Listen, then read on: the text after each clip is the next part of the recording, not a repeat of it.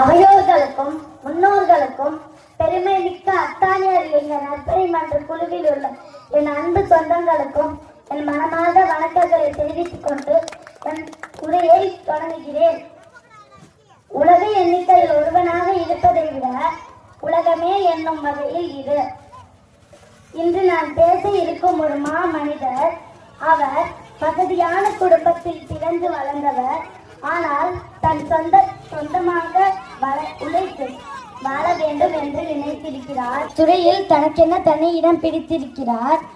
ஈழம் மக்கள்களுக்கு தன்னால் முடிந்த உதவிகளை செய்திருக்கிறார்.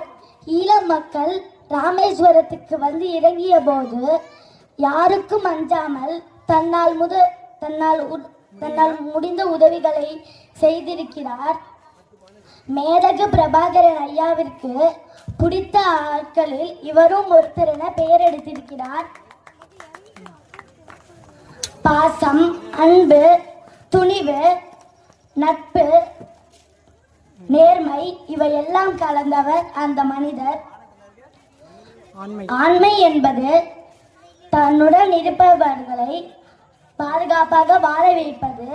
தாய்மை என்பது தன்னுடன் இருப்பவர்களை யாரையும் பசியோடு இருக்க வேண்டாம் என்பது நினைப்பது. நட்பு என்பது தன் நண்பனை கை கொடுத்து உதவி செய்வது. துணிவு என்பது தவறென்று நினைத்தால் யாருக்கும் அஞ்சாமல் தட்டி கேட்பது. இவையெல்லாம் கலந்தவர் திரு கேப்டன் ஐயா விஜயகாந்த்.